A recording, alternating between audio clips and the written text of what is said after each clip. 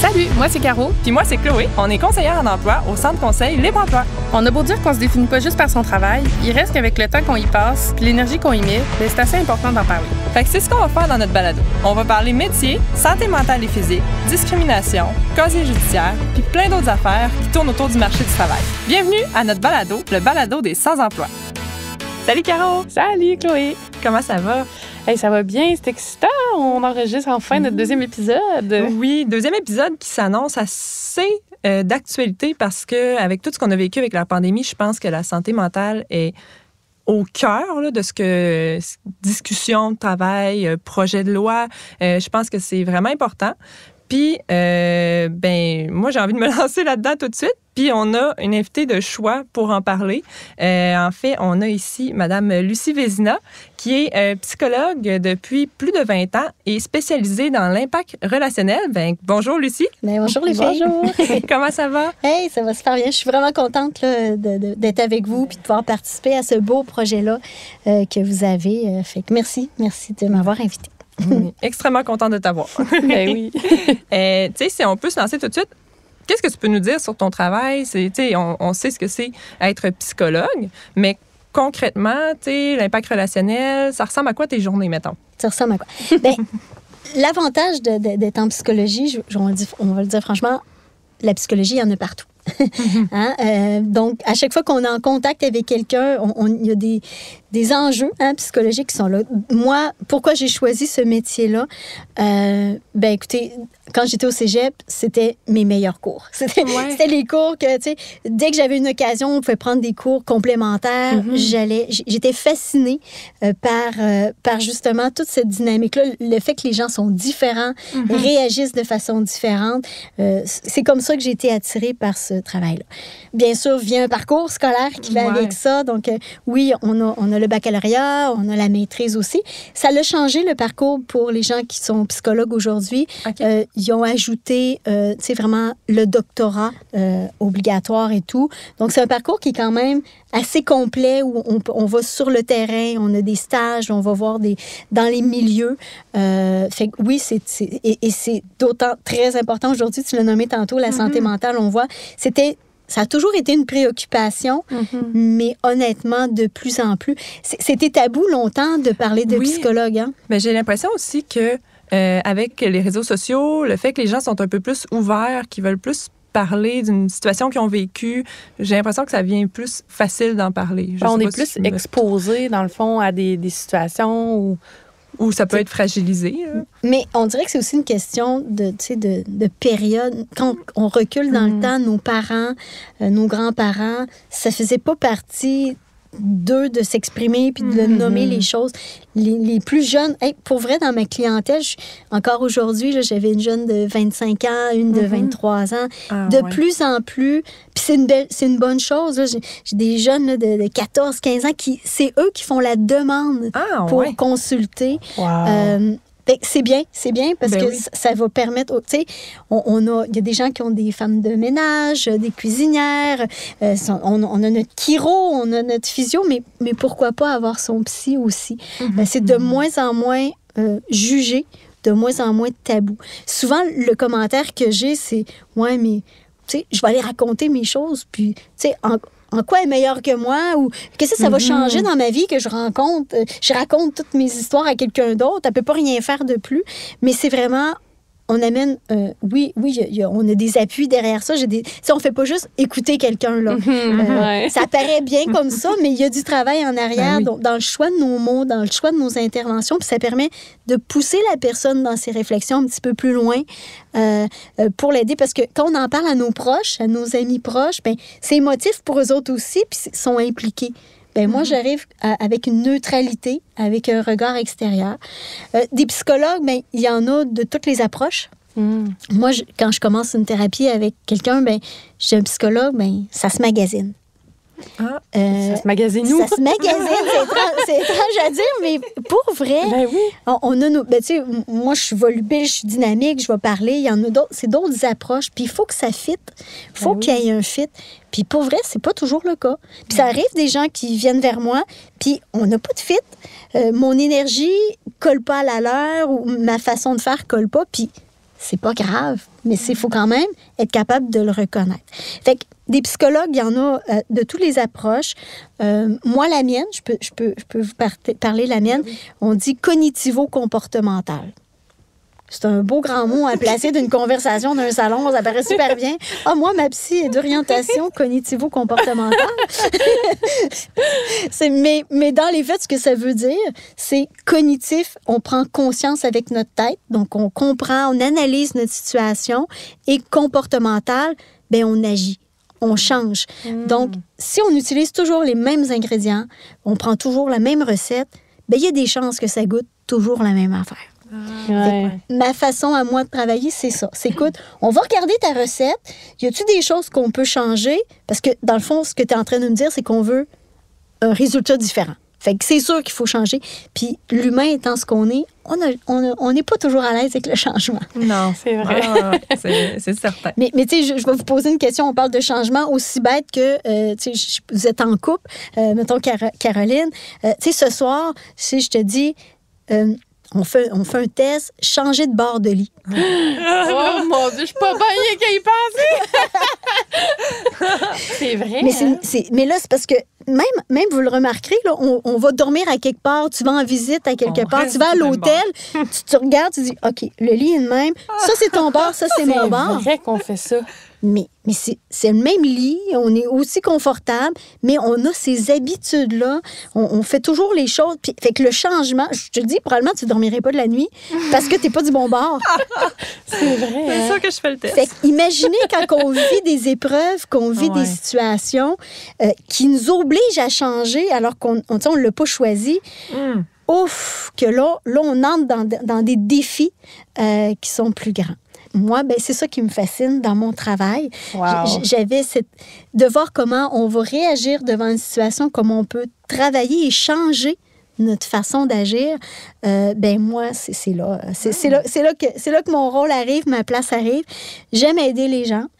Il paraît on vient au monde avec des talents. Mm-hmm. On aurait 5 talents de base qu'on porte en nous, qu'on développe. Ben, c'est naturel, des talents qu'on dit naturels.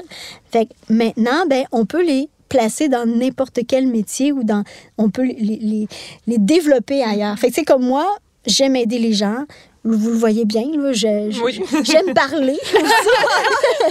C'est facile pour moi de parler, discuter. Tu sais, j'aurais pu dire, avoir eu des talents, mettons, moteur, motricité fine, j'aurais pu être une coiffeuse. Parce que les coiffeuses... C'est quasiment des psychologues. Là. Les gens s'assoient là, puis ils se racontent. Puis ils reçoivent des confidences et tout, mais toute la journée, parce que j'ai des coiffeuses en thérapie qui viennent me voir, puis qui ont une fatigue émotionnelle de recevoir toutes ces informations-là. Puis je dis pas qu'on n'est pas sensible, mais on a appris au cours de notre formation à se détacher de ça, parce que c'est sûr que moi, les gens qui viennent à moi, ben ils vont jamais bien. Mm-hmm. Puis le jour où ils viennent plus, ben ils vont bien, puis moi, ça s'arrête là. Fait que des fois, je le dis à mes clients, écrivez-moi des fois, au moins pour me dire que tu vas bien, faites-moi des petits coucous de temps en temps. Parce qu'effectivement, c'est sûr qu'on consulte quand ça va pas bien. Puis c'est correct, mais moi, je me dis, bon, pas de nouvelles, bonne nouvelle, je vais le prendre comme ça. Mais on apprend ce détachement-là parce que je dis pas que je suis pas touchée là, des situations. J'ai accompagné des gens. L'épreuve était beaucoup dans mon expertise, toute forme d'épreuve. Puis des deuils d'enfants. Écoute, ça m'arrive de pleurer avec la personne. C'est tellement touchant. Tu sais, moi-même, j'ai des enfants. Fait on n'est pas insensible quand on est psychologue. On est touché, mais il faut pas être envahi. C'est un peu ça le grand défi. Fait que c'est ce qui fait que on peut être aidant, plus peut-être qu'un ami ou, qui lui, est envahi aussi par l'émotion. Ben oui, la distance émotionnelle avec la personne. T'sais, pas qu'il n'y a pas d'émotion dans une rencontre de psychologie, là, mais je pense que d'avoir une distance puis de pouvoir se vider le cœur sans que la personne elle dise « Ah ouais, mais là, je suis cette personne-là, puis cette personne-là. » Moi, je pense que c'est ça qui est intéressant de tout ça. Là. Moi, je dis souvent, tout le monde autour de moi, tout le monde devrait avoir un psy. Tout le monde, que ça aille bien, que ça aille mal, tout le monde devrait aller voir un psy. Je pense que ça fait juste du bien, justement. On pense des fois, tout va bien, mais t'es assis avec un psy, puis tu racontes ce qui va bien, ce qui va moins bien, puis finalement, ben, tout le monde a un petit quelque chose à travailler. On a toutes des choses qu'on peut améliorer dans notre vie. Fait que je pense que c'est quelque chose vraiment que tout le monde gagnerait à faire. Là. Ben, je suis d'accord. Puis je ne dirais pas le contraire, c'est certain. Mais pour vrai, la croissance personnelle ou l'évolution, c'est un travail de toute une vie. On a des défis, on a des choses qui nous ont été... dans l'enfance, on a vécu des choses qui ont impacté notre façon de réagir, notre façon d'être. L'idée, c'est pas de faire le procès aux parents ou à quoi que ce soit, à qui que ce soit, mais d'en prendre conscience. Il y en a qui vont parler de gestion émotionnelle. Souvent, j'ai des gens qui viennent me voir et disent, je veux travailler ma gestion émotionnelle. Je veux apprendre à gérer mes émotions. Il y a d'autres approches qui vont parler de hygiène émotionnelle. Okay. Et puis, moi, j'ai envie plus de parler de conscience émotionnelle. Prendre conscience de, voici comment je réagis, voici ce qui me dérange, puis comment je peux agir. C'est une forme... après ça, on agit. On maîtrise notre situation. Fait qu'il n'y a rien d'épeurant ou il n'y a rien de dangereux de temps en temps prendre des photos de notre vécu, de notre bagage émotionnel, de notre santé. Ça fait partie de la santé mentale. Fait que, oui, pourquoi pas. On a un médecin, quand on a des malaises physiques, des malaises émotionnels, oui, pourquoi pas. Chacun son psy. Oui, mais ça. Si on fait un petit retour, là, parce que là, tu parles un peu de ta formation, de ce que tu vois, mais concrètement, mettons qu'on va à toi, quand tu as suivi ta formation, c'était-tu différents parcours, puis tu devais choisir celui que tu voulais au niveau du bac? Est-ce que c'est là que tu choisissais comme ta spécialité? Le bac est beaucoup un tronc commun. OK. On touche à tout. C'est important qu'on soit informé des pathologies, de tout le volet social aussi, les enjeux sociaux et tout. Fait qu'on touche à tout. Je dirais que c'est plus à la maîtrise que là, on va aller vraiment chercher une expertise qui est plus pointue. Puis encore au doctorat, mais là, on peut aller un peu comme un médecin, qui va être un médecin généraliste au départ, mais qui va aller en cardiologie à un moment donné. Ou va aller faire sa résidence. Sa résidence dans un domaine. Oui, ça se ressemble quand même beaucoup. Mais d'où on a le temps de se découvrir, je parlais des 5 talents tantôt. Qu'est-ce qui est naturel chez moi, puis vers quoi j'ai envie de tendre. Parce que c'est quand même des assez longues études, là. Oui. Pour se rendre, le doctorat est obligatoire maintenant. Fait que quand tu t'embarques dans cette voie-là, parce que, tu sais, je vois des gens, tu peux faire, je fais le parallèle avec ce que vous faites, vous, on peut faire le bac en psychologie, mais on peut aussi aller faire une maîtrise en orientation au niveau de l'emploi, tout ça. Donc, la psychologie est partout, donc c'est l'avantage où on peut bouger au fur et à mesure qu'on avance, se diriger vers nos champs d'intérêt. Oui. Puis toi, est-ce que tu t'es donc spécialisée dans quelque chose de précis? En fait, moi, c'était l'approche que je suis allée chercher dans mon approche. Puis par après, je suis allée me chercher des formations qui sont venues bonifier. Donc, suite à ma psychologie, à ma maîtrise, je suis allée chercher une formation de 3 ans sur les profils de personnalité. C'est en psychologie humaniste, la lecture et le langage du corps. Donc, moi, je serais fascinée. Le but, c'est pas de mettre des étiquettes sur les gens, mais il y a quand même... On est obligé de dire qu'il y a des grandes tendances qui se dessinent et on est capable d'aller se placer dans l'une ou l'autre. On parle d'à peu près 4 à 5 profils de personnes qu'on peut voir. Fait que je suis allée chercher 3 ans supplémentaires dans cette voie-là. Et récemment, je suis aussi un autre parcours. On parle d'impact relationnel. C'est là que ma passion s'est installée. Quand on met les gens en contact ensemble, quel impact qu'on peut avoir? On peut avoir un impact positif ou j'appelle ça, écoutez, je vous partage mon nouveau mot. J'appelle ça d'être éco-responsable. Mais pas écologique responsable. Éco, E-C-H-O. D'être responsable de son écho. Puis ça serait tellement plus facile au niveau relationnel si on était tous intéressés à dire, hey, moi, c'est quoi l'écho que j'ai chez quelqu'un? C'est bon. Qu'est-ce que je veux impacter? Qu'est-ce que je veux qu'on se rappelle de moi? Puis quand on est des gens, des fois, où on a un petit peu un caractère, où on marche avec des gros sabots plus qu'en finalité, oui, des fois, on peut déranger des gens. C'est pas volontaire, mais ça laisse un impact. Et c'est là que les gens, des fois, on peut dire, moi, cette personne-là, j'ai de la misère avec. Celle-là, je suis pas capable de la sentir. Tu sais, des fois, on nomme ça. Fait que moi, ce que j'aime du domaine dans lequel j'évolue en ce moment, c'est ça. J'ai envie de partager aux gens l'importance de devenir éco-responsable, puis en étant éco-responsable, tu peux aussi donner le ton à ce que toi, tu veux aussi dégager.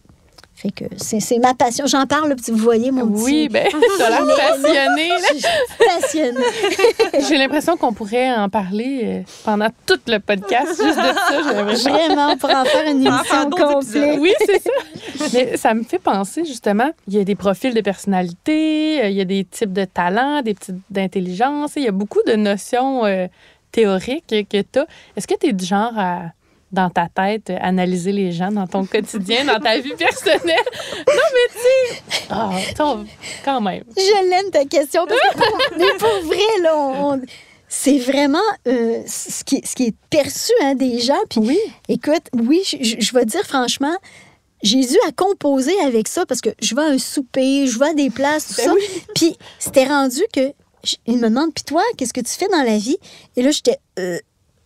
Et là, j'avais dit, je travaille avec les gens. Là, j'avais commencé à changer mon discours parce que dès que je disais, je suis psychologue, oh my God, je vais faire attention à ce que je dis. C'est comme si j'étais capable de lire dans la tête des gens, puis que là, je pouvais les deviner. Écoute, là, je faisais peur. Oh non!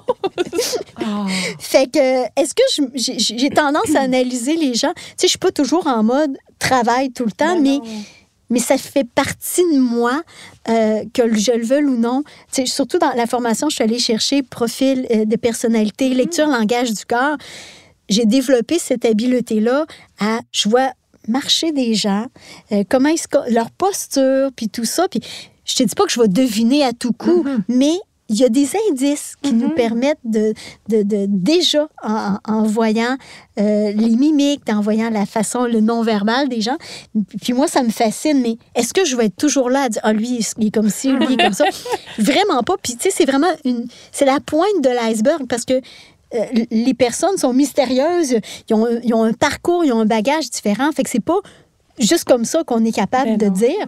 Mais c'est sûr que, oui, des fois, je vois des situations où je vois des gens, puis je dis, oh mon Dieu, je trouve ça dommage. Je peux dire, cette personne-là, elle aurait un potentiel, elle pourrait, mais elle est coincée. Je suis capable de le voir. Ouais. C'est impressionnant. C'est intéressant. Vraiment? Mais c'est intéressant, mais tu sais, faut pas être toujours là-dedans. Ben non, c'est ça. Mais il reste que, tu disais, on a des talents naturels, tout ça. Donc, j'imagine, c'est ça. Ça fait partie de toi quand même. À quelque part, c'est naturel pour toi. Fait que c'est sûr que ça doit être tout le temps là un petit peu quand même.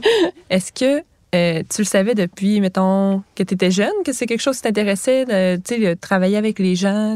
Parce qu'on a parlé, les cours de psychologie, on commencé à te passionner quand t'en as eu, les cours de psychologie. Mais est-ce qu'au secondaire ou au primaire, tu avais déjà un intérêt pour ça? Bien, moi, j'étais une fille... beaucoup d'écoute. Je suis entourée de mon réseau, donc les gens, j'aimais parler, j'aimerais qu'on me raconte des choses. On venait me confier naturellement des choses.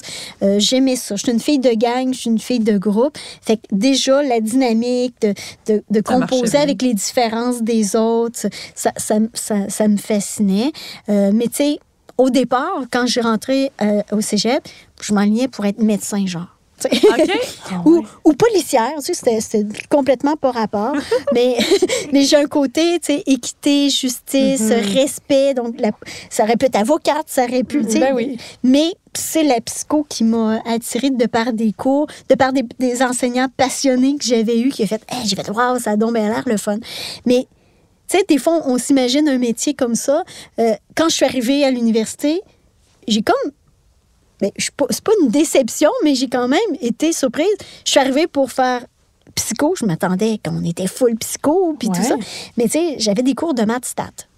Ouais. Puis là, j'ai fait « Ouh, OK! » Là, tu sais, j'ai eu des cours qui étaient loin de la psycho, mais quand même, mettons, les statistiques, les analyses, puis il y a beaucoup de recherches en psychologie. Ben oui. Donc, avoir été passionnée par ce courant-là, ben je me devais au moins d'aller chercher cette base-là. Fait un peu comme dans n'importe quel programme qu'on commence, on aimerait ça faire 100% ce qui nous passionne, mais le tronc commun... Puis, tu sais, je suis très contente aujourd'hui d'avoir suivi ces cours-là, mais sur le coup, C'était C'est pas concret, c'est pas... Ça me rejoignait un petit peu moins.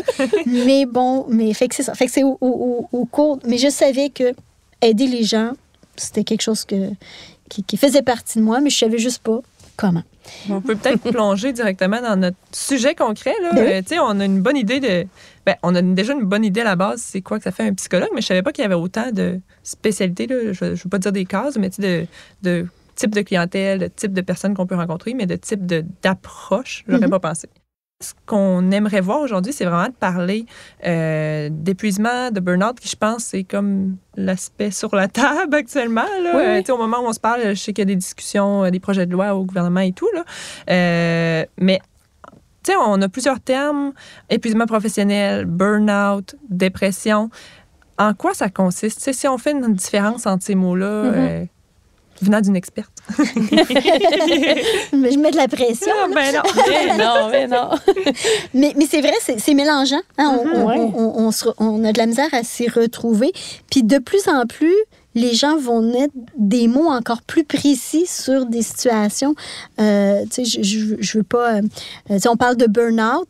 Burn-out, c'est souvent associé au travail. Hein? Mais ça demeure, tant qu'à moi, derrière, si on va derrière le mot, un épuisement. Mais l'épuisement peut être au cœur, la dépression, hein, c'est un peu comme des vases communicants, qu'on dit. C'est très rare que, bang, tu te lèves un matin et puis voilà, je suis en dépression. Ça ne tombe pas comme ça dessus. Donc, c'est un processus derrière qui, tu ne te lèves pas en disant, bon, ça y est, je suis un burn-out un matin. C'est pas comme ça que ça fonctionne. Il y a eu des signes avant-coureurs, il y a eu une démarche derrière, mais il faut mettre un mot sur quelque chose. Souvent, il y a des symptômes communs. Moi, j'appelle ça des symptômes d'un état dépressif ou un état d'épuisement qu'on peut... On a des signes avant-coureurs, style difficulté de concentration, mémoire, difficulté de se rappeler, humeur variable. On sait qu'on est... on n'est pas tout le temps juste dans nos SPM, là, les filles. D'accord. Je m'attendais pas à ça. Non, mais tu sais, des fois, ils nous disent, coudonc, là, t'es pas de bonne humeur. Mais oui, les hormones contribuent aussi à changer cette biochimie-là qu'on a dans nos humeurs, à moduler nos humeurs. Mais, tu sais, libido, ça fait aussi partie des symptômes. C'est souvent... moi, j'ai des gens qui viennent me voir parce que suite à... J'ai parlé tantôt de ma formation, mais j'ai été aussi... L'impact relationnel m'intéresse beaucoup. Donc, les couples m'intéressent beaucoup. Il n'y a rien de plus proche que ton conjoint, ta conjointe à côté. Puis quand tu es dans un état d'épuisement, c'est souvent la première personne qui te tombe ses nerfs. Là, Puis j'ai des gens qui sont venus me voir, des couples qui venaient pour dire, là, on ne sait pas trop. On est ambivalent, on ne sait pas si on va vers la séparation ou non. Ça ne marche plus, je pense qu'on ne s'aime plus. Et je les écoutais et il y avait beaucoup de respect, puis je sentais beaucoup d'amour entre eux, mais ça ne marchait pas. Puis souvent, on constate que ces deux personnes-là étaient épuisées. Et puis derrière cet épuisement-là, oui, il y a toutes sortes de symptômes. On a de la misère à s'endurer nous-mêmes, fait qu'endurer quelqu'un d'autre dans notre bulle, c'est autre chose. Je parle de libido, c'est une des premières choses à disparaître quand on est en épuisement. Puis c'est très logique, là, je vous explique ça. L'instinct de survie, chez les gens, c'est notre premier instinct. Donc, quand tu es épuisé, évidemment, tu n'es pas en position, parce qu'en principe, on est en couple. Le but serait d'assurer la survie de l'espèce. Donc, avoir des enfants, concevoir des enfants. Donc, la libido, c'est un élan, une pulsion qui permet d'aller vers là. Donc, c'est sûr que la libido, si tu es dans un état d'épuisement, le système reçoit le message, elle n'est pas en super forme. Ça peut être dangereux, mettons, pour la conception du bébé, ou si jamais elle a un bébé, ou ils ont un bébé, elle ne sera peut-être pas capable d'en prendre soin. Donc, une des premières choses, c'est la libido, parce que c'est la survie de l'espèce. On veut que les gens soient en forme puis qu'ils puissent avoir des bébés en santé. Et là, le doute s'installe. J'ai plus de libido. Mon chum m'approche, puis j'aime pas ça. Ou ma blonde, je suis inconfortable. Donc, on s'aime plus. Fait que l'épuisement affecte des dommages collatéraux plus grands qu'on pense. Fait que avant de tomber dans des conclusions, ça peut être intéressant de se regarder puis d'aller évaluer. Est-ce que je serais pas en épuisement tranquillement là, qui est en train de s'installer? Donc, l'épuisement et la dépression, au final, ça se ressemble beaucoup. Ou c'est un processus, ça peut mener à... Moi, je le vois comme un processus, mais la dépression, il y a des enjeux biochimiques en arrière. Il y a des études, il y a des choses, on n'a pas trouvé le gène ou quoi, c'est ça, mais il peut y avoir quand même un bagage derrière, héréditaire et tout ça. Il y a des biochimies en arrière de ça. C'est assez complexe. Mais ce que je trouve intéressant, Caroline, dans ta question, c'est on mélange souvent dépression parce que au niveau médical, le moyen qui était trouvé pour calmer les symptômes, parce que je parlais de concentration, mémoire, humeur, appétit souvent peut être atteint, le sommeil vient affecter, j'ai dit la libido. Fait qu'il y a beaucoup de symptômes. Tu sais, quand on a un rhume, puis on est inconfortable, on a attrapé un virus. En principe, il faut faire son temps. Tu sais, ça dure comme une semaine, puis un rhume, tu n'as pas le choix. Par contre, il y a des symptômes où est-ce qu'on peut, écoulement, fièvre, la toux, où on va aller à la pharmacie, puis on va aller chercher quelque chose pour calmer les symptômes. C'est un petit peu la même chose. Les symptômes sont assez communs que j'ai nommés, mais le moyen médical qu'on a trouvé pour parler des symptômes ou calmer les symptômes, on parle d'antidépresseurs. Fait que les gens, des fois, qui vont prendre un antidépresseur, vont dire, je fais une dépression. Mais on l'appelle un antidépresseur pour calmer les symptômes, mais la situation peut être issue de différentes sources. Donc, tu peux être, sous antidépresseur ou vivre les symptômes d'un état dépressif et avoir des problèmes physiques. Moi, ce que je dis aux gens, allez au moins faire un check-up, allez voir, parce que ça peut être des glandes, ça peut être la glande thyroïde qui agit sur l'humeur. On peut manquer de fer, on peut manquer de quelque chose dans notre corps. Donc, il peut y avoir des volets physiques qui affectent puis qui provoquent ces symptômes-là, avant de dire, mon Dieu, je suis en dépression. Le deuil est une situation, c'est une épreuve extrêmement difficile qui joue émotivement sur plein de sphères. Puis, tu sais, des fois, on le deuil de personnes, mais c'est pas juste un deuil derrière le deuil de personnes. Il y a plein de deuils. On parle de retraite. On parle de séparation. C'est une forme de deuil. Tu sais, il y a différents enjeux derrière un deuil qui a une empreinte émotionnelle qui est grande. Fait que, ça peut être épuisant, puis ça peut venir chercher nos ressources, puis nous amener dans des symptômes d'un état dépressif. L'épuisement, le burn-out, on parle de burn-out au niveau du travail, mais tu sais, il existe différentes appellations. On parle, c'est quoi dans le mot? Brownout. Le brownout qui est, les gens vont être dans un état, perte d'engagement, je dirais, sentiment d'inutilité, faire des choses. Des fois, c'est des gens qui sont souvent surqualifiés pour le travail qu'ils font, puis ils s'emmerdent. Tu sais, c'est pas assez stimulant, manque de défis. Fait que là, on va parler de brownout. On peut parler de burnout, qui est ennui total. Je m'emmerde au travail. Pour moi, c'est pas stimulant, rien du tout. Fait que derrière l'épuisement, il peut y avoir toutes sortes d'appellations ou toutes sortes de circonstances qui nous amènent là. Et oui, il y a la dépression qui est aussi là, puis qu'il faut pas négliger, qui on traite par des antidépresseurs, comme on traite les symptômes derrière ça. Puis, tu sais, un peut amener... C'est sûr que la dépression, je vous dirais, c'est le summum de où est-ce qu'on veut pas aller. OK? Non, effectivement. Parce que là, je dirais, physiquement, si je donne une image, on est rendu vraiment au bout de nos ressources, bien souvent.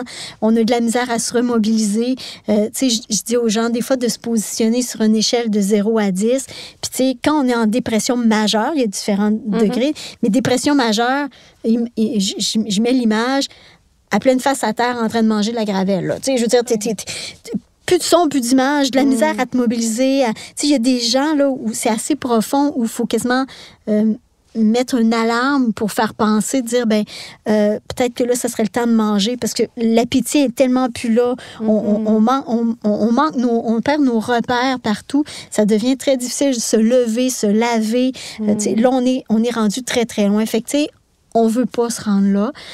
Mais il y a des signes précurseurs, mais des fois, on tombe là-dedans. C'est pas comme par surprise, mais n'empêche qu'on veut pas se rendre.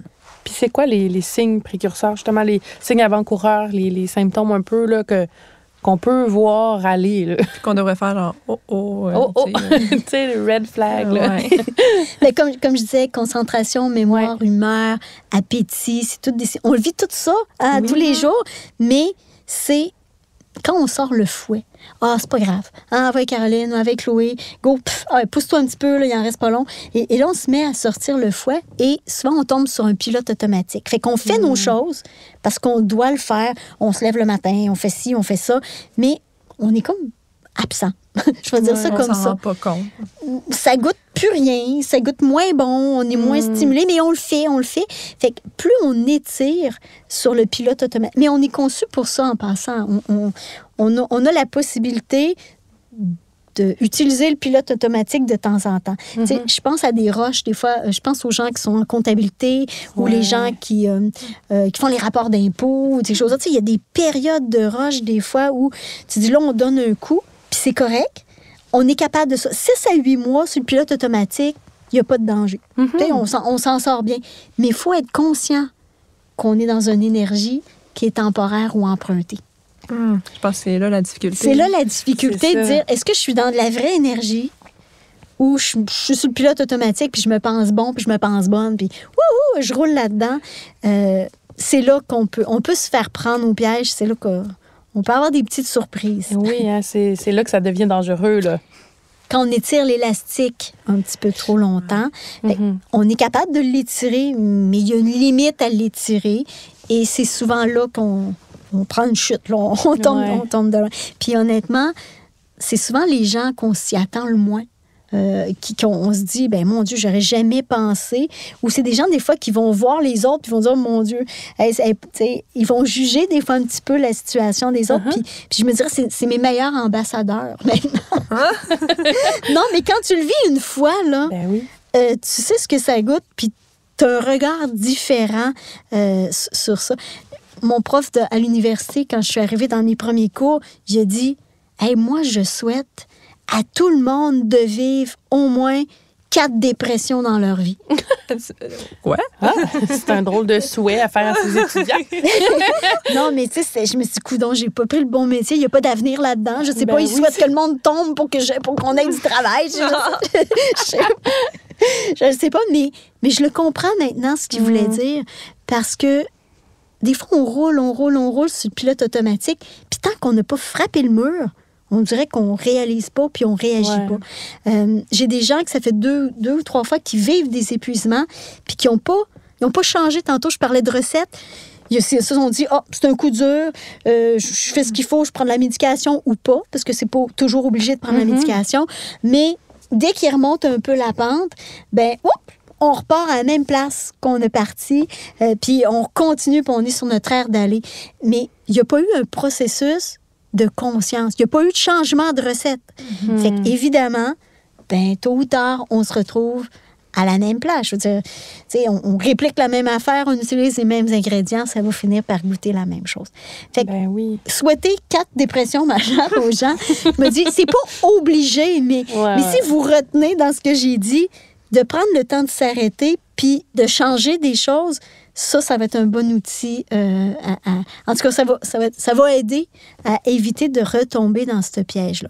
Fait que les dépressions majeures sont parfois, puis pour la majorité des gens, une opportunité de se relancer. De changer, de s'arrêter. Puis des fois, il y en a qui ne sont pas capables de s'arrêter tant qu'ils ne se rendent pas jusque-là, ou que là, c'est le médecin qui dit là, c'est un arrêt de travail, ou deviennent complètement dysfonctionnels. Je trouve ça de valeur, parce que, comme je vous disais, la pente est plus dure à remonter quand tu es tombé à 0. Donc, idéalement, si on a le privilège et on s'accorde ce moment-là, de faire des petites pauses, de faire des bilans, on va tomber dans la prévention. C'est ce qu'on souhaite. Oui. Hein? Ben oui. Eh oui, c'est ce que je souhaite. Puis est-ce qu'il y a des gens qui sont plus susceptibles d'en arriver là ou est-ce qu'il y a des principales causes qui mènent à l'épuisement? Bien, c'est intéressant ce que tu dis, Caroline. Oui, curieusement, il y a des profils de personnalité qui sont plus à risque que d'autres. Justement, c'est souvent des gens, je veux dire, il y a entre autres un profil qui est beaucoup plus perfectionniste, analytique, beaucoup dans notre tête. Les gens ils vont peut-être se reconnaître.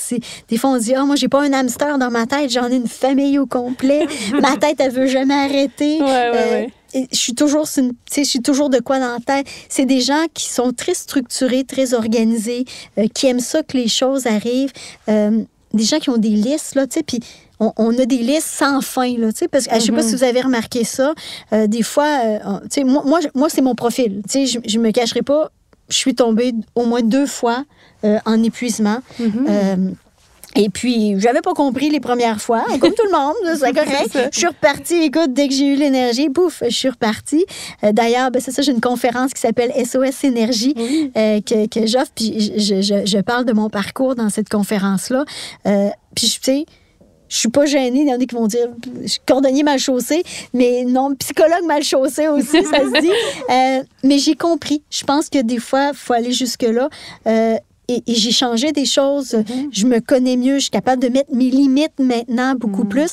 Et c'est plate parce que je suis une personne, vous le voyez, dynamique. J'ai des projets, j'ai plein d'affaires. Puis des fois, je suis obligée de tout arrêter ça parce que j'ai eu des signes avant-coureurs. Ah, là, mon sommeil est moins bon, mon humeur est plus variable. Il me semble que là, je suis moins patiente, là, je pogne les nerfs pour plein d'affaires. Puis je suis obligée de me dire, oh, bon, on se calme. Et on arrête parce que si je prends pas le temps de m'arrêter, je vais retomber dans le même piège que j'étais. Fait que je suis capable de faire des sprints, je suis capable de mais je me dois maintenant de dire, OK, j'avais tout ça à faire dans ma liste aujourd'hui. Mon Dieu, que ça me ferait du bien. C'est rassurant. Je ne sais pas pour vous autres, là, mais avez-vous ces profils-là? Moi, je suis extrêmement désorganisée. Je me reconnais dans les listes, mais pas au point terme. d'être obligée de la terminer. Non. OK. Puis toi, Caroline? Moi, je me reconnais pas mal. Je me reconnais pas mal. On a eu un petit eye contact. Là. Je me reconnais beaucoup. Là. Moi, je suis quand même assez organisée, puis... je veux aller jusqu'au bout de ce que je commence. Puis ça, ça s'apprend. Des fois, on l'apprend à la dure. Mais la liste, c'est correct, on peut la faire, on peut la descendre aussi longue, mais je sais pas si tu as remarqué, tu vas rayer 2 choses sur ta liste. Puis, je sais pas pourquoi, elle va te venir 3-4 autres idées, puis elle va se rallonger. Ah oui, elle est sans fin. Fait il faut que ta liste devienne utilitaire, mais non une liste à finir à tout prix. Parce qu'elle finira jamais. Puis c'est la beauté, c'est que tu as des projets, tu as des idées. Mais lister, mettre ça sur papier, c'est parfait, mais de s'obliger, alors qu'on a des signes avant-coureurs, je suis fatiguée, je suis moins patiente, mais c'est pas grave. On sort, tu sais, le fouet que je parlais tantôt. Ouais. Ah ouais, Caroline, t'en reste pas long, le go, lâche pas, t'es capable. Je cling, par voie, on se fouette. Ça a un coût à long terme. On pense que c'est bien, on pense qu'on est bonne, on est toutes contentes, on a fini notre affaire, mais t'avais tout fait un sprint pour te permettre une activité ou avoir du plaisir, mais t'es trop fatigué pour aller faire ton activité. C'est vrai. Fait qu'on skip souvent des choses. Ah, je vais faire ça, puis après ça, tu sais, ou la vaisselle qui traîne sur le comptoir, il y en a qui sont incapables de dire, je peux pas m'asseoir ou écouter mon émission parce qu'il faut que je finisse la vaisselle, parce qu'il faut que je finisse ci, il faut que je finisse ça. Fait qu'au final, elle s'endort devant son émission parce qu'elle était trop fatiguée. Finalement, c'est ça, on vient à pas profiter finalement de ce pourquoi on faisait tous ces efforts-là, finalement. Souvent, on dit, ce qui peut être intéressant pour des personnes, des profils de personnalité comme ça, qui ont de la misère à s'accorder un temps, à s'arrêter, à prendre du temps pour soi, on dit souvent de placer, mettons, au début, quelque chose de moins agréable, mais toujours entrecoupé de quelque chose de le fun. Donc, quelque chose de plus plate, quelque chose de le fun, quelque chose de plus plate.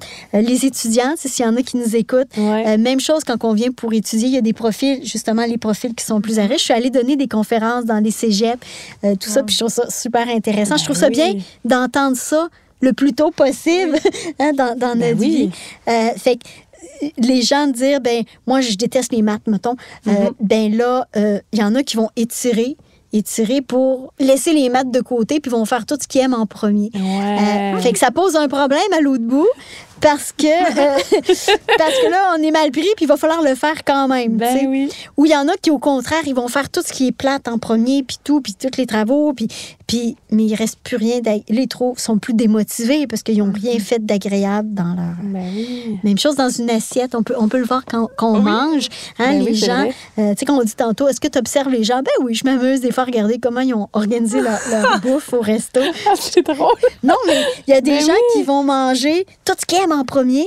Un côté enfantin un peu. Puis après ça, étrangement, ils n'ont plus faim. Fait qu'ils laissent de côté ce qu'ils n'aimaient pas. Mais les personnes un petit peu plus organisées, structurées ou perfectionnistes, eux autres, vont se dire, ça me prend tous mes bons nutriments, mes légumes, mes ci, mes ça. Fait qu'ils vont manger égal. Et là, la question, c'est, est-ce qu'ils vont garder pour la fin ce qu'ils aiment ou ils auront plus faim pour ce qu'ils aiment en fin? C'est vrai, hein? Je vais observer ça. Oui, tout. Fait que ce profil-là est plus à risque. Puis, je termine en disant, l'autre profil, c'est les mères Teresa de ce monde que j'appelle. Les personnes qui s'oublient beaucoup pour les autres, font beaucoup de plaisir, vont être beaucoup dans l'action, vont faire plein de choses. Des gens qui... ils vont vouloir, devancer les autres, rendre service aux autres, puis souvent, ils s'oublient. Puis eux, ils payent le prix au niveau de leur énergie par après, c'est certain. Dans la dernière année, est-ce que tu as eu des constats par rapport à la pandémie? Je veux dire, ça l'a affecté quand même beaucoup les gens. Là. Est-ce que toi, tu as remarqué des changements? Bien, même assez pour qu'on va mettre un mot maintenant, on va parler de fatigue pandémique. C'est un nouveau terme qui est arrivé. Ça a demandé beaucoup d'adaptation. Tu sais, quand je disais tantôt changement, c'est quand même énergivore, ça nous demande beaucoup. Il y a beaucoup, beaucoup d'enjeux. Il y a eu des peurs au début, qu'on savait pas trop, on connaissait pas. Il y a eu, tu sais, on a des besoins fondamentaux dont l'appartenance fait partie de nos besoins, de faire partie d'eux. Puis toutes tout ce qui est encouru de ça, les limitations qu'on avait, qu'on ne peut pas sortir, les couvre-feux, les ci, les ça, c'est venu énormément affecter et générer de la fatigue. Il y a tout l'enjeu aussi aujourd'hui pour vaccin, pas vaccin. On pense que, tu sais, c'est facile pour les gens qui se positionnent et qui disent non, moi, je veux pas le vaccin, puis tout ça, mais tous les jours, je vois une cliente à qui ça arrive actuellement pour des enjeux de santé et pas à l'aise avec le vaccin, mais n'empêche qu'elle sent une pression à tous les jours. Elle est limitée dans ses déplacements. Puis c'est sans jugement. Là. Moi, j'embarque pas dans ce débat-là. Ça, c'est certain. Mais ce que je veux vous dire, c'est qu'il y a quand même des enjeux de fatigue derrière ça. Il y en a qui, dans le profil de personnalité, qui ont de la misère à mettre le limite ou à dire non. Il y en a pour qui ça leur a rendu service. Parce que, mettons, elle ne pouvait pas refuser une sortie, on ne pouvait pas en faire. Non, mais c'est vrai, ça fait l'affaire. Tu n'es pas obligé de dire à ton ami, non, ça ne me tente pas d'aller au souper ou ça ne me tente pas. Malheureusement, on ne peut pas. Les mesures ne le permettent pas. Fait qu'il y en a pour qui ça a été facilitant de dire ouf, je me sens pas coupable, je me sens pas rien. Puis à l'inverse, le déconfinement a généré beaucoup, beaucoup de stress puis d'angoisse chez ces gens-là parce que là, il n'y avait plus de raison, mis à part que la raison de ne pas avoir envie d'y aller, c'est très valable à mon avis, mais c'est dans la façon de le présenter, de l'annoncer à quelqu'un qui était plus difficile. Fait il y a des gens qui ont souffert dans tous les sens du terme. Donc, oui, fatigue pandémique est un mot qui est très présent maintenant. Beaucoup de gens qui vont consulter pour cette raison-là. C'est incroyable quand même. Tu sais, comment ça a affecté nos vies, là, c'est quelque chose. Puis le télétravail aussi, qui est une chose qu'on ne pensait pas avant la pandémie être possible, d'être aussi répandu. Puis là, maintenant, c'est quasiment la norme. Tu ça aussi, ça a dû avoir des impacts sur l'épuisement professionnel. Ben oui, il y a des avantages parce que oui, il y en a, tu sais, en disant on se déplace pas, on a tout, tu sais, il y a beaucoup, on sauve du temps. Mais ça demandait encore là, on parlait d'ajustement, de se trouver une place dans la maison, de s'installer. On n'est pas toujours à l'aise avec la technologie, donc il y en a qui, pour qui des Zooms ou des trucs comme ça, c'est pas le fun, puis c'est difficile, puis ça a demandé beaucoup de déployer de l'énergie. J'ai des gens qui, là, avec le retour, il y a des entreprises qui donnent le choix, puis il y en a que c'est comme, c'est sûr que je m'en vais au travail. Là. Moi, j'ai besoin de sortir de la maison, j'ai besoin d'y aller. Ouais. Et il y en a d'autres qui font, oh non, non, non. Moi, je suis bien à la maison, puis j'aime ça. Puis, fait que, tu sais, oui, c'est nouveau. C'est intéressant de voir comment les gens vont s'adapter ou qu'est-ce qu'ils vont choisir, comment les entreprises aussi vont composer avec ça.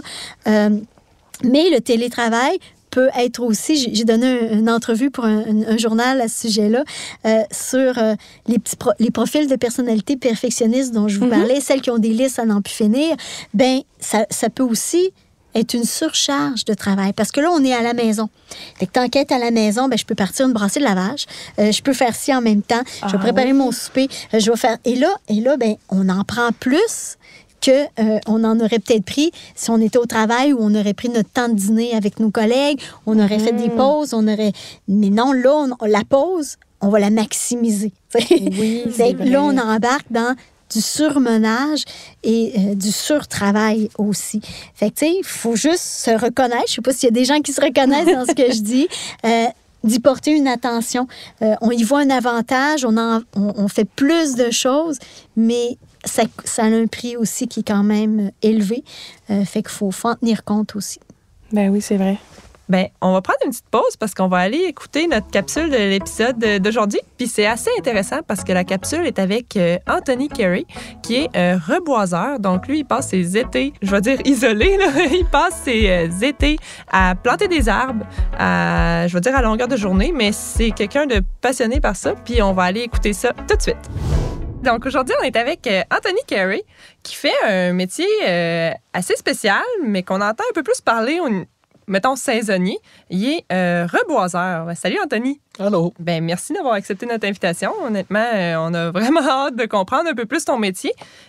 Ça consiste à quoi? Comment ça marche? Mais dans le fond, c'est, tu sais, si on y va, mettons, sur qu'est-ce que je mettrais sur un CV, ça serait vraiment plus planter manuellement des arbres, un par un, pendant des longues périodes, à tous les jours. Puis, bien entendu, il faut que ça suive là, les lois puis les réglementations sur la qualité qui sont imposées par le gouvernement du Québec puis le gouvernement du Canada.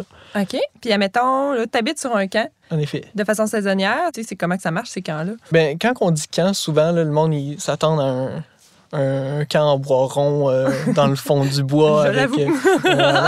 Mais non, en fait, ce qui arrive, c'est que c'est des modules qui sont préfaites. Tu peux imaginer des gros containers un peu, mais qu'à l'intérieur, c'est sectionné pour faire des chambres ou pour une cuisine. Ou Puis, tu sais, comment ça marche? Le matin, tu pars avec une poignée d'arbres?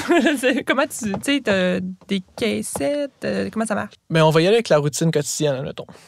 Bien entendu, tu te réveilles à une heure X que tu décides toi-même, mais le départ, tout dépendant, ça dépend des compagnies, des journées, quoi que ce soit. Disons que le départ est à 6 heures. Okay. Tout le monde part à 6 heures. Si tu n'es pas prêt, tu restes au camp parce que chaque minute perdue, mettons qu'on dit que c'est 10 arbres, mais c'est 10 arbres par planteur qui est perdu durant la minute que tu perds. Mais tu viens de perdre beaucoup d'argent parce qu'il y en a un qui était en retard. Puis on va être quelque chose comme de 15, entre 10 et 15 planteurs dans un véhicule.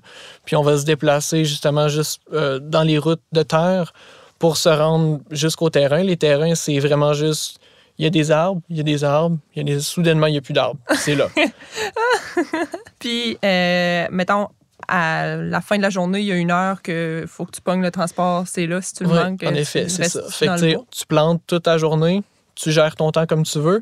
Puis à la fin de la journée, ben, tout dépendant des compagnies, nous autres, cette année, c'était à 3 heures. Les autres compagnies pour lesquelles je travaillais, c'était à 4 heures. À 4 heures, il faut que tu sois sur le bord du chemin. Puis des fois, ça peut être un défi parce que les terrains, ils peuvent être vraiment, vraiment longs. J'ai vu des terrains de 1,2 km de long. Puis, ben, écoute, faut que tu ailles le planter au fond, le 1,2 km.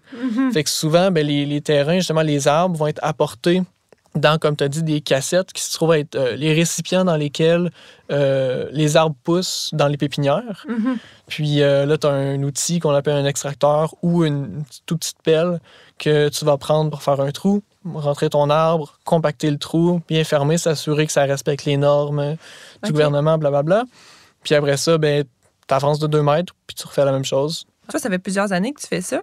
Mais c'est quoi les avantages de faire ce métier-là? Mais si tu demandes à un planteur, mettons, tu demandes à n'importe quel planteur, le point qui revient tout le temps, c'est le fait de, justement, c'est très payant. Quand tu deviens bon, c'est très, très, très payant, puis tu peux t'en sortir avec des journées à 5 à 700 $ parce que tu avais un beau terrain aujourd'hui. Mais moi, personnellement, j'ai déjà fait des journées en bas du salaire minimum. Mm-hmm. Au niveau de rester en forme, c'est bien. L'alimentation est presque contrôlée au niveau de tu manges ce qu'il y a au camp. Puis souvent au camp, ben, les cuisiniers sont vraiment, vraiment bons. Fait que c'est sûr que niveau physique, tu dors des bonnes nuits parce que tu veux pouvoir être productif le lendemain. Fait que ça te donne vraiment une hygiène de vie qui peut être beaucoup plus facile à garder dans un milieu fermé comme ça. Il y a aussi, mettons, la vie de camp, qui est comme la dernière chose que je mentionnerais au niveau de l'avantage du métier, là. C'est une des raisons pour lesquelles les gens reviennent souvent. Tu as l'impression que tu es dans un camp de jour pour adultes. Ah! Comme on le mentionne souvent. Souvent, mais à tous les soirs, il y a des feux. Puis le monde sont juste autour du feu, boit une petite bière, ça jase. Puis tu as vraiment l'impression d'être en vacances le soir, mais il faut quand même que tu te couches tôt parce que demain matin, tu n'es pas en vacances. Ah. C'est bien dit. Puis, tu sais, je m'en vais en fin fond de l'Abitibi pour planter des arbres. La première chose qu'on se dit, c'est genre, mon Dieu, tu sais, il va être tout seul, isolé la société, isolé complètement. Ça doit être une bonne partie du fait que tu es capable de dealer avec ça, que tu es capable aussi de dealer avec l'épuisement physique, l'épuisement peut-être, je sais pas, je peux dire émotionnel.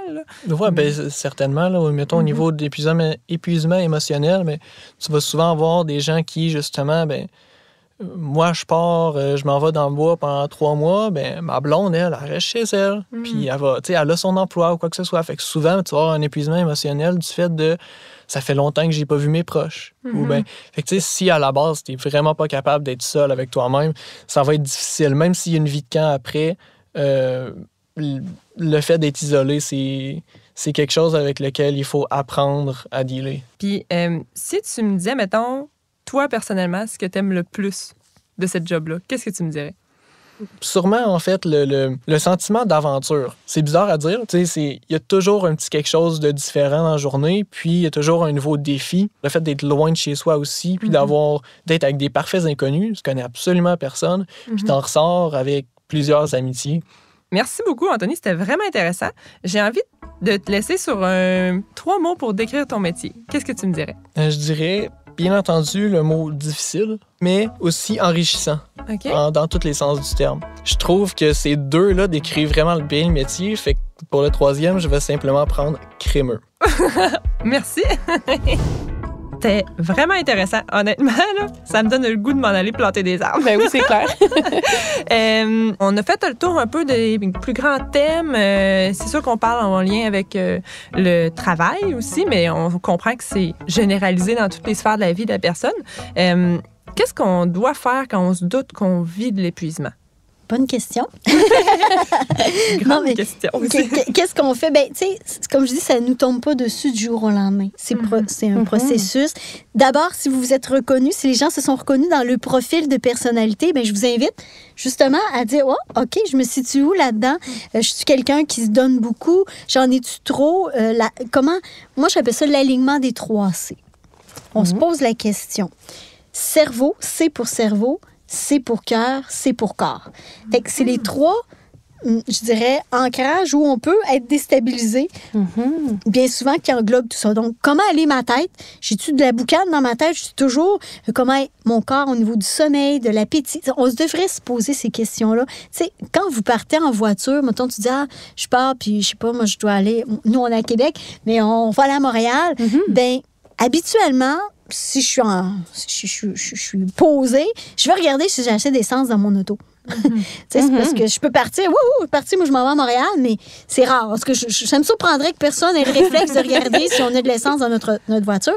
Mais c'est un peu la même chose. Pourquoi naturellement, on ne regarde pas si nous, dans notre plan de la journée, dans notre plan de marche, on a-tu assez de gaz pour accomplir tout ça? Fait que moi, j'invite les gens à se questionner. Le soupir est un signal. Hein, c'est quand vous sentez que vous êtes tout le temps en train de soupirer. Étrangement, physiquement, c'est justifié.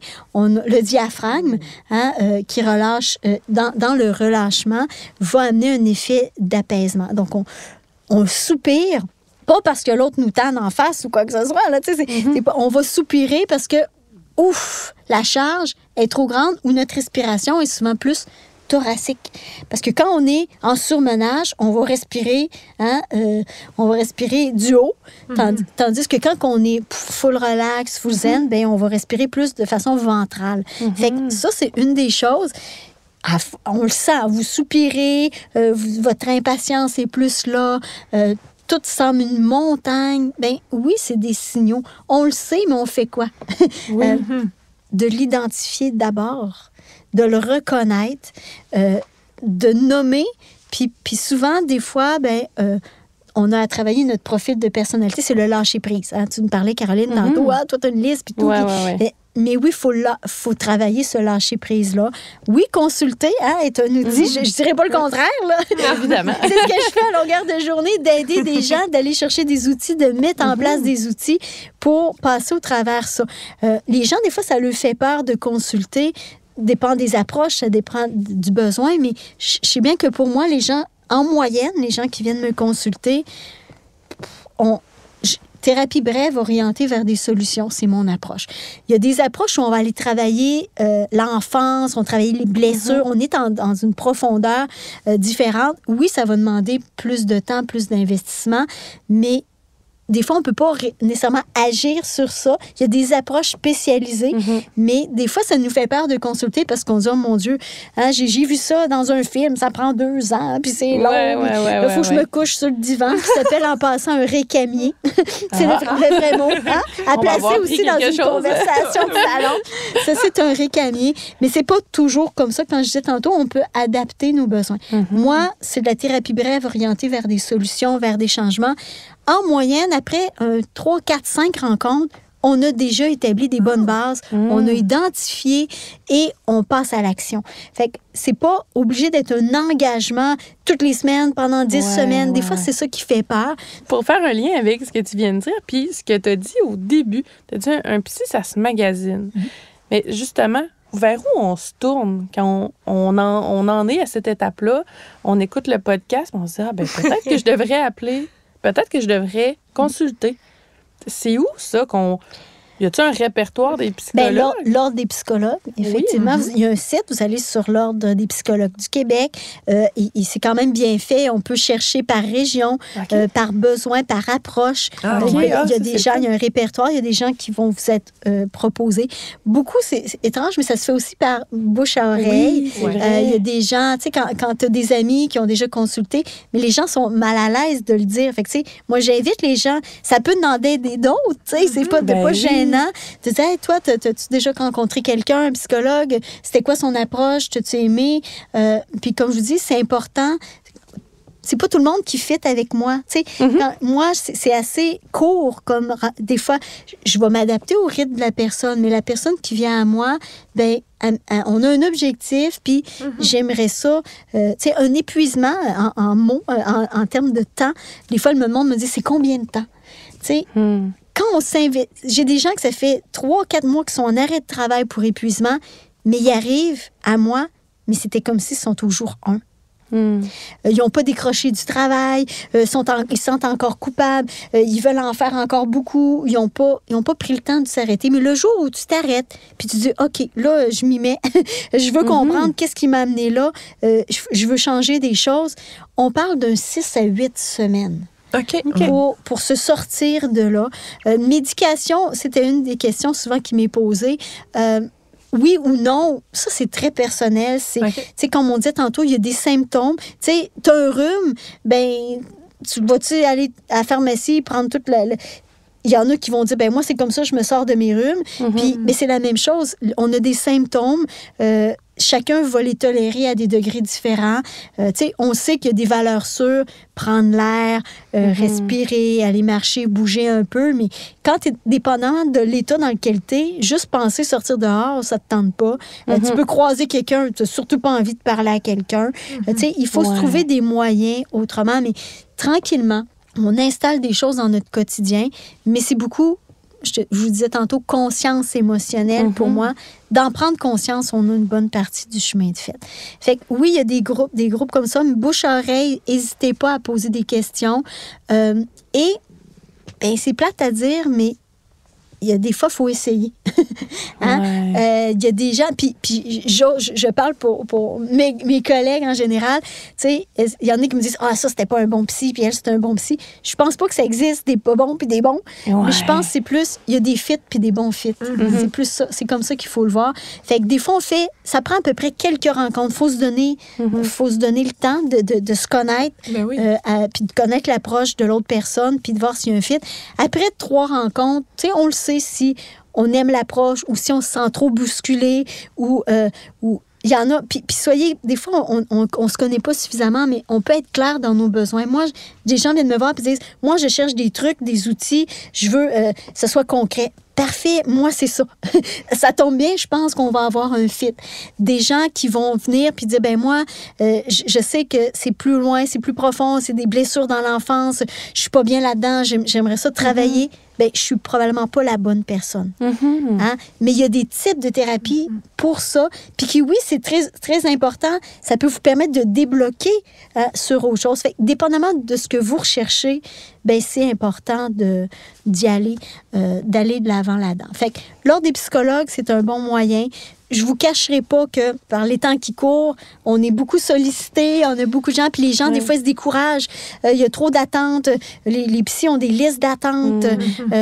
Moi, d'ailleurs, là, j'offre mes services pour dégorger la liste d'attente du gouvernement. Il y a eu un appel d'offres à un moment donné durant la pandémie. Fait que oui, j'ai accepté de prendre des mandats comme ça. Puis c'est exceptionnel parce qu'habituellement, on n'a pas... On a chacun, il y a le public puis il y a le privé, mais là, je pense que la pandémie a fait en sorte qu'on a pu se réunir puis on a pu s'aider comme ça. Fait que oui, c'est là, mais le but, c'est pas de faire attendre les gens le plus longtemps. On le sait que le besoin est là, mais on a des limites aussi dans ce qu'on peut offrir. Fait que oui, d'être patient, de relancer. Des fois, il y en a qui me disent, j'ai appelé 3 à 4 places puis j'ai pas eu de retour d'appel. Ben, il faut pas se décourager.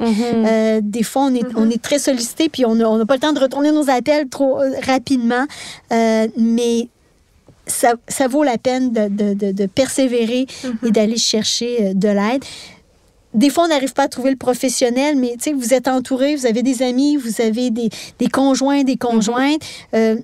Les plus perfectionnistes, puis tout ça, ben, le lâcher-prise veut aussi apprendre à déléguer. Fait que déléguer, nommer des choses, demander ce qui est difficile, mais dans un état où on est d'épuisement, ben oui, il faut apprendre à demander. Il faut apprendre à dire, ben, lever la main puis dire ouf, là, je suis un petit peu essoufflée puis j'aurais besoin d'aide. Apprendre à tu sais, des jours où on est plus épuisé, même si l'alimentation, c'est super important à la maison, ben, un soir, faire des crêpes, là, ça fait l'affaire. C'était pas des lunchs pour le lendemain, par exemple, mais bon, c'est un peu plate, mais pourquoi pas? Puis étrangement, des fois, je suis fatiguée, puis je dis aux jeunes, hey, on mangeait des crêpes, yeah! Ils sont contents, mon Dieu. Je me suis pas lancée dans de la grosse gastronomie, puis ils sont super contents. Ben oui. Des fois, ben, il faut les tourner un petit peu les coins ronds, il faut être prêt à le faire pour se donner une chance de souffler. Le sommeil, s'il vous plaît, portez une attention au sommeil. On est capable de fonctionner quand même en manque de sommeil, mais à la longue, ça l'affecte beaucoup, beaucoup.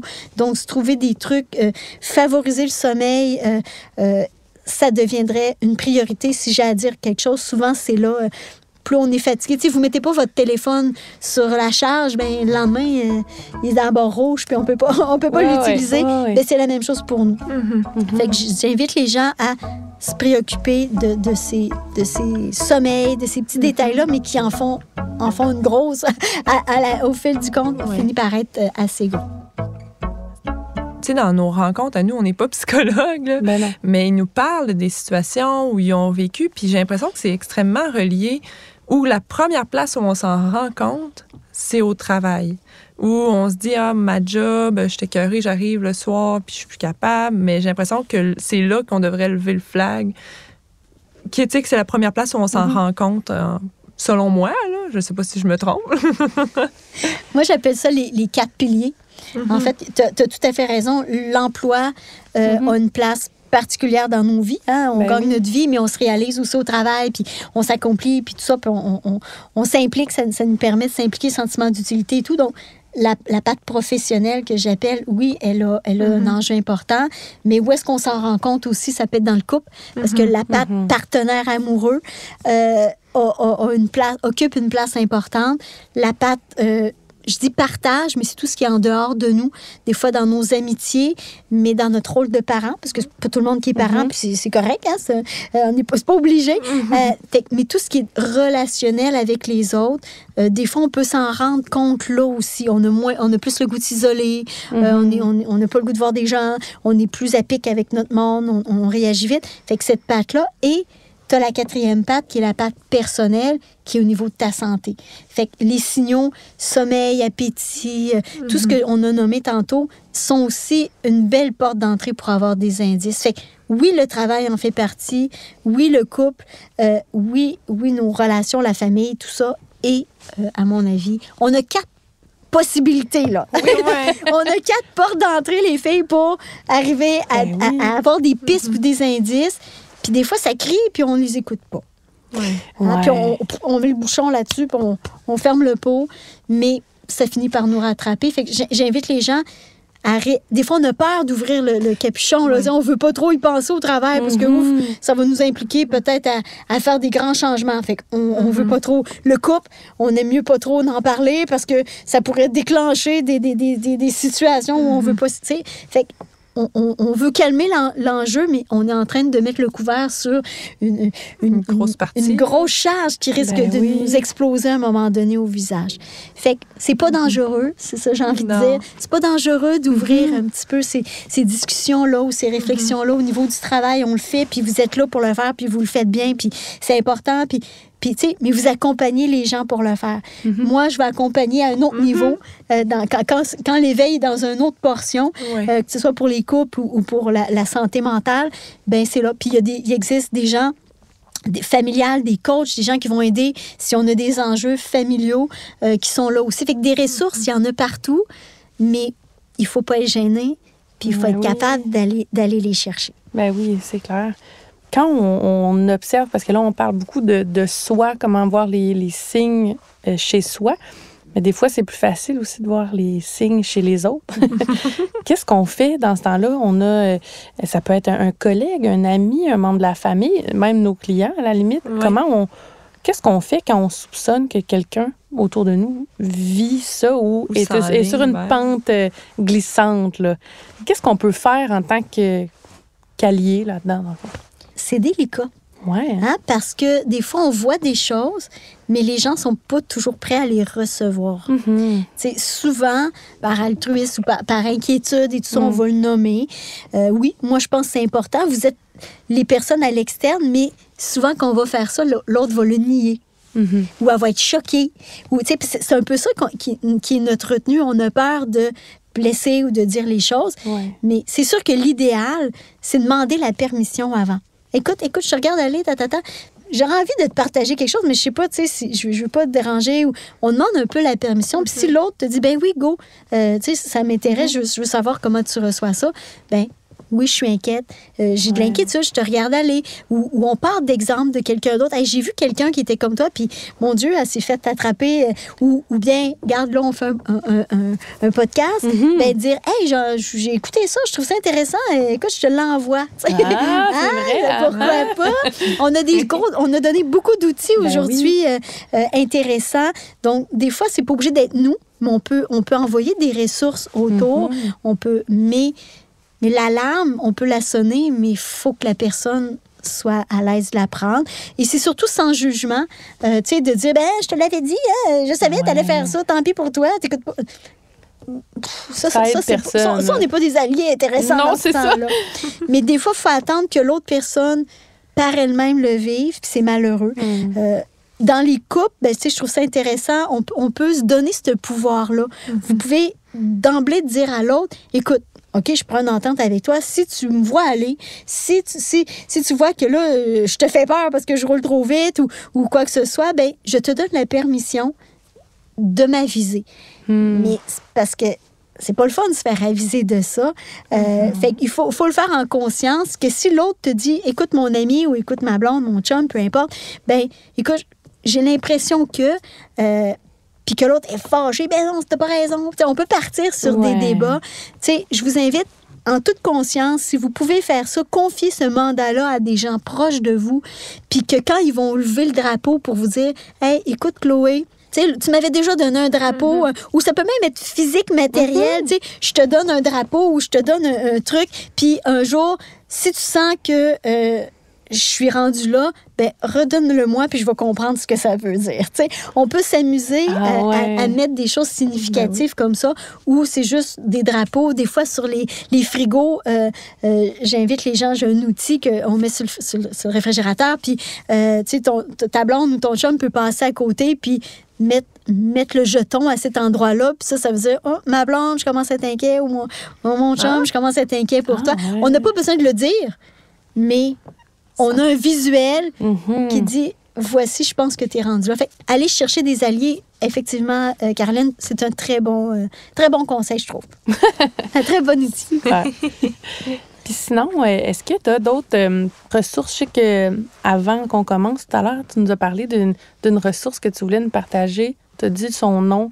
Oui, en fait, moi, je fais partie je m'implique dans plein de projets et tout ça. Puis, j'ai été approchée, puis j'ai adoré ce groupe-là. C'est le groupe lesdivorcés.com. C'est une épreuve quand on se divorce. C'est une forme de deuil, comme on a dit tantôt. Puis, je trouve ça bien. C'est une amie à moi qui s'appelle Marilyn Petit qui a démarré ce groupe-là pour les personnes qui vivent cette épreuve-là. Et on s'est regroupés. On est plusieurs. On nous appelle les complices expertes. Je trouve ça mignon. Et puis, on est plusieurs à être dans les ressources disponibles pour les gens. Il y a des gens en fiscalité, des notaires. Des fois, on ne sait pas, on n'est pas à l'aise juridiquement parlant. Fait qu'il y a des gens des coachs pour les familles, comment composer avec les enfants, comment se rebâtir. Le but de ce groupe-là, c'est se relancer. On n'est pas là pour laver notre linge sale, on est vraiment là pour trouver des pistes, des solutions. Et la personne dont je vous parlais tantôt, qui fait lien beaucoup avec l'emploi, elle s'appelle Manon Lamotte. Puis je trouve qu'elle aborde la portion travail, le re-questionnement au niveau du travail, d'une belle façon. Elle amène comme 8 questions un petit peu à se poser pour savoir, bon, est-ce qu'on est bien dans notre emploi? Est-ce que c'est encore notre place? Est-ce qu'on a des défis suffisants? C'est quoi au niveau de l'ambiance? Parce qu'il y en a qui vont au travail beaucoup pour l'ambiance. Puis c'est important avec qui on travaille. Le télétravail pose d'autres, mais on est capable de quand même... Tu sais, ma cousine, l'équipe ont été très dynamiques au travail. Ils ont réussi à faire des jeux, même s'ils sont en groupe. C'était genre une chasse au trésor dans leur maison. Puis c'était comme, go, OK, les filles, la première qui va nous chercher telle affaire. Puis là, ça partait à la course dans la maison. Puis ils ont réussi à se trouver des moyens de se garder connectés. Puis il y a beaucoup de créativité qu'on a vu apparaître. Fait que oui, il y a des ressources dont Manon, dont je vous parle, mais vous pouvez aller voir sur le site. Vous vivez une épreuve de séparation, bien, il y a des ressources qui sont là aussi. Fait que ça, je suis très contente de faire partie de cette mission-là, entre autres. Fun, hein? Puis, bien sûr, c'est ça. Moi, je suis toujours disponible. J'ai ma conférence qui s'appelle SOS Énergie. Donc, je suis super ouverte. Les gens qui nous écoutent, vous aimeriez avoir une conférence sur ce sujet-là, gênez-vous pas. J'ai un site Internet, Lucie Vézina Conférencière, vous pouvez aller voir .com. Puis oui, je suis souvent invitée. Puis des fois, c'est comme ça par personne interposée qui me dit « Hey, j'ai entendu, puis je pense que ça pourrait être intéressant, puis ça peut être bénéfique pour beaucoup de monde. Fait que go, gênez-vous pas. J'adore cette conférence-là. Je pense qu'elle est d'actualité beaucoup, puis elle donne des trucs aussi en même temps. Oui, mais ça. Ben, ça fait pas mal le tour des sujets qu'on voulait aborder ce soir. C'était super intéressant. Merci, Lucie, d'avoir pris le temps de discuter de tout ça avec nous. C'était vraiment, vraiment trippant. Je pense qu'on pourrait en parler encore pendant au moins 8 épisodes. Ben, c'est sûr. Vraiment. On garde ton nom en note, c'est certain qu'on va peut-être te rappeler. J'ai beaucoup de parlotte. Ben, c'est parfait, c'est super intéressant. Puis t'en parles avec vraiment passion, puis d'une façon aussi qui est intéressante à écouter, qui est bien vulgarisée. Mais je trouve ça précieux d'en parler. Il faut en parler. On peut y mettre de l'humour, mais c'est sérieux. Mais c'est à en parler qu'on va faire la différence. Moi, c'est prévention pour moi. Ce serait le mot que j'aimerais. Je disais tantôt d'y porter attention, d'être conscient, de prévenir les choses. Puis, tu sais, la pandémie a eu un peu cet impact-là. Il y a eu une grande détresse. La détresse a été entendue et les ressources ont été déployées en fonction de ça. Puis, tu sais, aujourd'hui, c'est ça. On le souhaite, mais ça va devenir de moins en moins tabou de dire hey, je consulte tout ça. Puis, j'espère un jour ça va dire tu consultes pas. C'est vrai. Ça deviendrait l'inverse de dire ben voyons, tu consultes pas. Mais pourquoi pas? Fait qu'il n'y a rien de négatif, il y a rien. J'espère juste si aujourd'hui j'ai réussi à juste pas vous séduire, mais de dire, vous rendre le fait de consulter moins lourd, moins épeurant, ben tant mieux. Puis ça sera ma contribution de... Il faut s'y attarder, il faut en parler. Il n'y a rien d'épeurant, il n'y a rien de grave là, mais il faut aller chercher les ressources. Et on le sait tantôt, on disait c'est quoi les pistes, c'est quoi les indices, mais... On le sent quand on est différente de d'habitude, que là, on a une charge qui est trop grande, on n'arrive pas à s'exprimer comme il faut, on a une hypersensibilité, on pleure tout le temps, on n'est pas confortable dans ces états-là. C'est quoi la santé mentale? Ben c'est ça aussi. C'est d'être aux aguets de ces signaux-là, de ces soupirs-là, comme on lance à n'en plus finir. Ben c'est pas obligé d'être lourd. On peut composer, puis ça peut être léger. Fait, si vous sentez que c'est trop lourd, puis que des fois, on court après notre souffle, après notre temps, la gestion du temps aujourd'hui est très, très grande. On doit déployer puis faire de la gymnastique incroyable parce qu'on est impliqué en plein d'affaires. Les enfants font plein de cours, puis tout. Puis, à un moment donné, il faut savoir s'arrêter. Il faut savoir... parce que je ne l'ai pas dit tout à l'heure, mais... tout le monde est à risque. Et on voit apparaître beaucoup, de plus en plus... Tu sais, je posais la question des fois, est-ce que c'est les hommes ou c'est les femmes qui sont plus à risque? Puis la majorité des gens vont lever la main et vont dire, c'est plus les femmes, ils sont plus dans leur tête et tout ça. Mais pour vrai, il n'y a même pas de différence significative entre les hommes et les femmes. Et aujourd'hui, les enfants, de plus en plus, des enfants, on les voit, puis souvent, on veut tellement leur donner, on veut qu'ils touchent à tout, plein d'affaires. Mais les jeunes, ils vont à l'école, ils arrivent vite, il faut qu'ils sautent qu'ils sautent dans leur saut de hockey, parce que là, il y a telle affaire. Puis mais les enfants deviennent épuisés aussi. On veut donner beaucoup, on veut les impliquer dans plein de choses, mais ça se peut que nos jeunes, un moment donné, soient fatigués. Puis il faut être capable d'entendre ça aussi parce que des enfants à risque, il y en a vraiment beaucoup. On le sent dans leur démotivation. Des fois, on dit, ils sont lâches, ils font pas les efforts à l'école, mais des fois, ça se peut que leur tête soit fatiguée, qu'ils soient fatigués physiquement aussi. Fait que c'est aussi des pistes à retenir, mais c'est bon pour tout le monde. Oui. Ben oui, c'est clair. Merci beaucoup. Moi, j'ai appris beaucoup de choses. C'est sûr que on va en parler. Puis je pense que c'est ce qu'il faut que la société fasse. qu'on en parle, puis qu'on n'arrête pas. Ben oui. Ben merci encore. Ça m'a fait super plaisir. Merci à vous. Puis sur ça, moi, Caroline, je vais aller dire à mon conjoint qui va dormir de l'autre côté. Tu l'essayes. Bonne nuit. Bonne nuit.